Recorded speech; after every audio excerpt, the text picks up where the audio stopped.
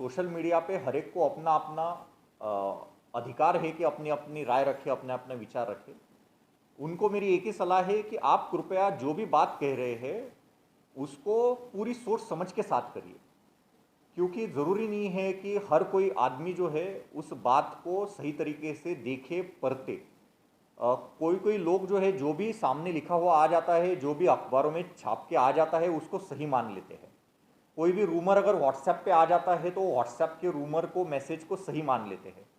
किसी ने बताया कि अरे ऐसे ऐसे होता है तो उसको सही मान लेते हैं। तो ये जो मान लेने वाली बात है ये कृपया ना करें। गवर्नमेंट ने यहाँ पे बहुत सारा अवेयरनेस कैंपेन चलाया है, उसमें सही सही जानकारी दी जा रही है, उसी के ऊपर भरोसा रखें। नहीं तो अपने महापालिका के जो सलाहकार है, डॉक्टर्स है, आशा है, सेविकाएं है, ये वार्ड वार्ड में जाके अपनी स्क्रीनिंग और चेकिंग करवा रहे हैं। इनको आप आपके डाउट पूछे। अपील है कि सबसे पहला बात तो ये है कि आप डर को अपने दिमाग से निकाल लीजिए, क्योंकि डर के हम कुछ भी हासिल नहीं करेंगे। यहाँ पे मैं ये बताना चाहता हूँ कि कोरोना बीमारी जिनको हुई है, औरंगाबाद में भी और पूरे दुनिया भर में पाया गया है कि 80% लोग ये एकदम ठीक ठीक तरीके से, जिनको कोई सिम्टम्स भी नहीं है, वो अच्छे से अपना अपना इलाज करवा के अच्छे भी हो गए हैं। तो इसलिए इसमें डरने की कोई बात नहीं है। रही बात, अगर आपको कोरोना है तो आपको कहीं से ना कहीं से कोरोना आया है, इसका मतलब आपने बहुत कुछ ज़्यादा खराब काम कर लिया है इसलिए आपको सज़ा मिल रही है, ऐसे कोई भी बात नहीं है। और वैसे बाकी लोगों को भी मेरी राय होगी कि ऐसे आप बर्ताव भी ना करें। लेकिन एक बात ज़रूर है कि लोगों में डर है कि भाई हमें ये उठा के लेके जाएंगे, कहीं तो बंद कर देंगे, जहाँ पे कुछ नहीं व्यवस्था रहेगी, कुछ भी जेल जैसा ये सिचुएशन रहेगा। ऐसे बिल्कुल भी नहीं है। हम भी इंसान हैं, आप भी इंसान है। तो जो भी यहाँ पे रमज़ान के महीने में जो भी यहाँ पे सुविधा देनी चाहिए वो सभी सुविधा है। नमाज की सुविधा है, आपकी इबादत की सुविधा है, आपकी सभी सुविधाएं हर एक क्वारंटीन सेंटर में रखी गई है। और इसके अलावा जैसे यहाँ पे जिक्र मैंने स्टार्ट में भी किया कि इसमें इफ्तार के अनुसार या खाने के अनुसार जो भी हमने सुविधाएं देनी है वो भी हमने सुविधाएं यहाँ पे अभी उपलब्ध करवा के दी है।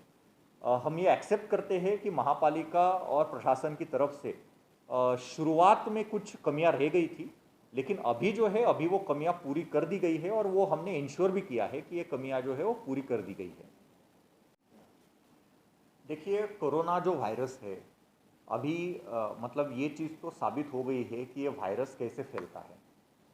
ये वायरस जो है, ये वायरस जब हम खांसी करते हैं, छींकते हैं, तो जो ड्रॉपलेट्स होते हैं उनसे फैलता है।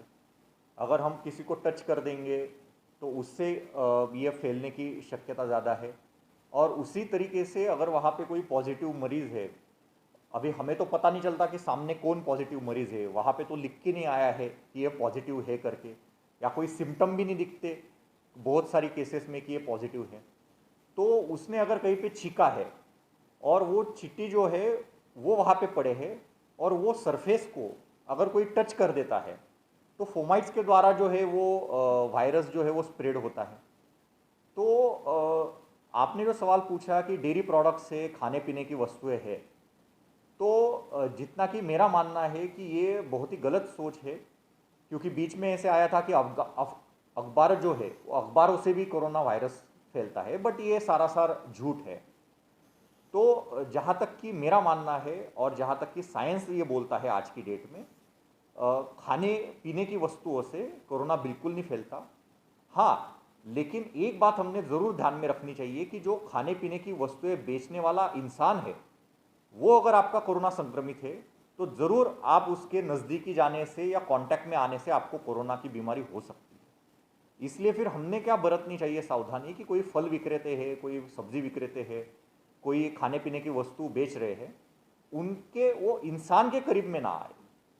आप जो है आपकी आपकी वस्तुएं आप खरीदी करिए और अच्छे से रहिए।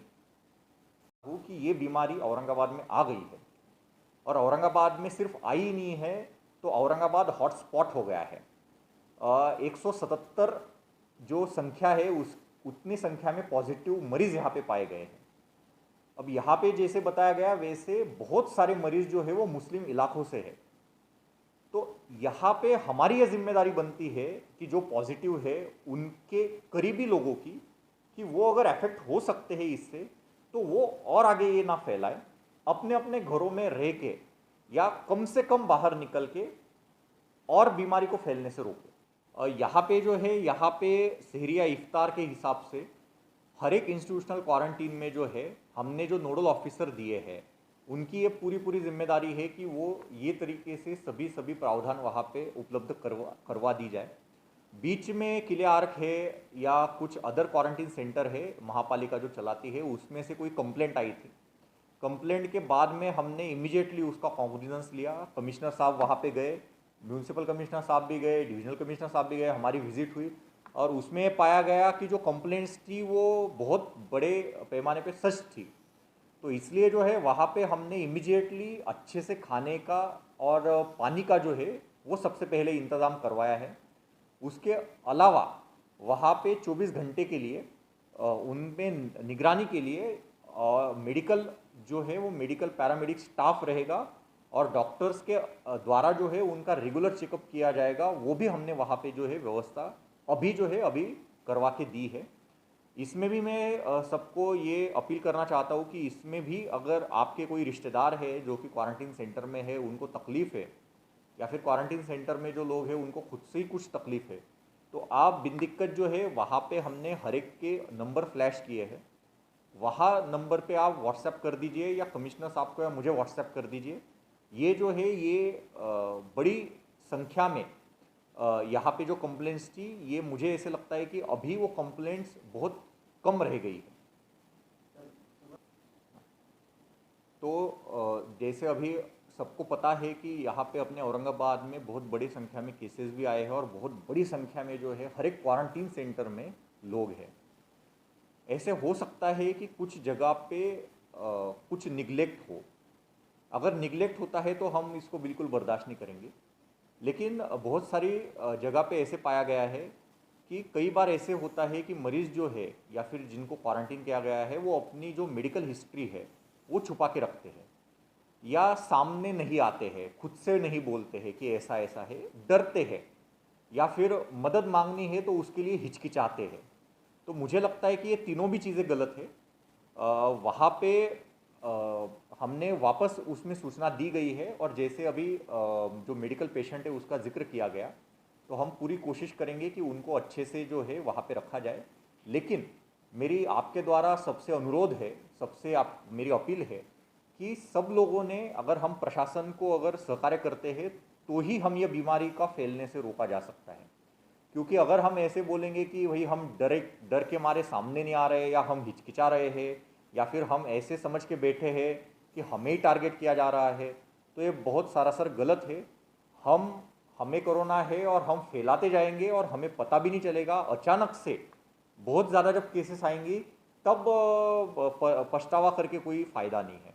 तो ऐसे कई सारे इलाके हैं। सबसे पहले तो मैं ये बताना चाहूँगा कि ये रियल इशू है अपने औरंगाबाद के लिए पानी का, कि बहुत सारी बस्तियों में और जहाँ पे केसेस भी पाई गई है उन्हीं बस्तियों में भी पानी की बहुत समस्या है। इसके ऊपर एडमिनिस्ट्रेशन के तरीके से हमने पूरी कोशिश की है कि उनको थोड़ा अच्छे से पानी की जो है पानी की उपलब्धताएं की जाए।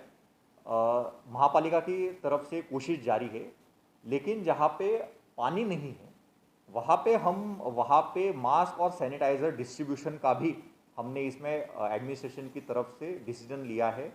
और इस तरीके से जो है अगर ज़रूरत पड़ती है तो वहाँ पे हम मास्क और सैनिटाइज़र डिस्ट्रीब्यूशन भी करेंगे ताकि वो उसका इस्तेमाल कर सके। इसके अलावा मुझे एक बात यहाँ पे ज़रूर बतानी है कि सिर्फ सैनिटाइज़र यूज़ करने से या सिर्फ हाथ धोने से ये नहीं रुकने वाला। आपको मास्क भी पहनना चाहिए और मास्क तो एकदम सिंपल है। मास्क ज़रूरी नहीं है कि आपको N95 मास्क ही पहनना है या कोई एक तरीके का मास्क पहनना है। सादे कपड़े से आप अगर मुंह ढक ले तो वो भी मास्क का ही काम करता है। या फिर आप जैसे मैंने पहना है मास्क, ये तरीके का मास्क आप घर पे आप बना सकते हो और वो पहन सकते हैं और ये बहुत ही ईजी चीज़ है, बहुत ही आसान चीज़ है।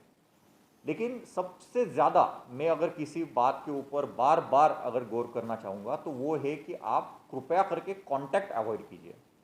क्योंकि जो हम देख रहे हैं कि काफ़ी सारी गलियों में जो ये कोरोना का फैलाव बहुत बड़े पैमाने पे हो रहा है, वहाँ पे एक चीज़ कॉमन पाई गई है कि वहाँ पे घर बहुत नज़दीक है। थोड़ा सा छोटे छोटे घर है, बहुत ज़्यादा लोग रहते हैं तो इतना ज़रूरी भी नहीं है कि वो लोग घर में ही बैठे, लेकिन कम से कम आजू बाजू के लोगों से आप डिस्टेंस बनाए रखिए। और चबूतरे पे अगर आपको बैठना ही है तो भी चबूतरे पे अगर बैठना है तो भी आप 4 से कम लोग बैठिए, और वो भी पूरी पूरी सोशल डिस्टेंस बना के बैठिए, ताकि मतलब 6 या 8 फीट की दूरी पे बैठिए। मैं तो ये बिल्कुल नहीं कहूँगा कि इस माहौल में आप चबूतरे पे बैठिए और कुछ गप्पे हाके, लेकिन फिर भी अगर आपको कुछ ज़रूरी बात करनी है किसी से तो आप जो है आप पूरी पूरी 2 गज की दूरी बनाए रखें और वैसे बात करें।